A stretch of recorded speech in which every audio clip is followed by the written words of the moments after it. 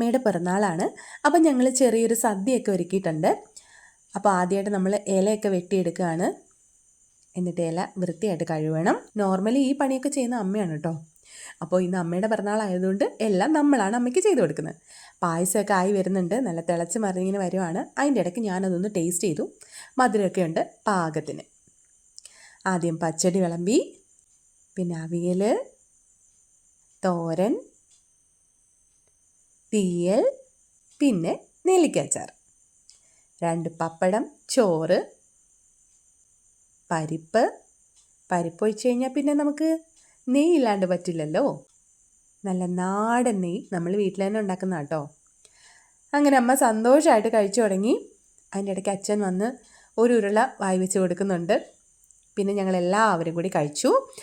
ഇനി നമ്മളുടെ വീട്ടിൽ വേറെ കുറച്ച് താമസക്കാരും കൂടി ഉണ്ട്. അവർക്കായിട്ട് ഞാൻ ഇതെല്ലാം കൂടി കൂട്ടിക്കുഴച്ച് ഇങ്ങനെ എടുത്തിട്ടുണ്ട്. അത് ഇലയിലേക്കാക്കി വെച്ചു. അപ്പോൾ അവരെല്ലാവരും കൂടി വന്ന് നല്ല ഹാപ്പി ആയിട്ട് കഴിക്കുന്നുണ്ട്. അതിൻ്റെ കലപില ശബ്ദമാണ് കേട്ടോ കേൾക്കുന്നത്. അങ്ങനെ അമ്മയുടെ പിറന്നാൾ നല്ല രീതിയിൽ നമ്മൾ അടിച്ചു പൊളിച്ച് ആഘോഷിച്ചു.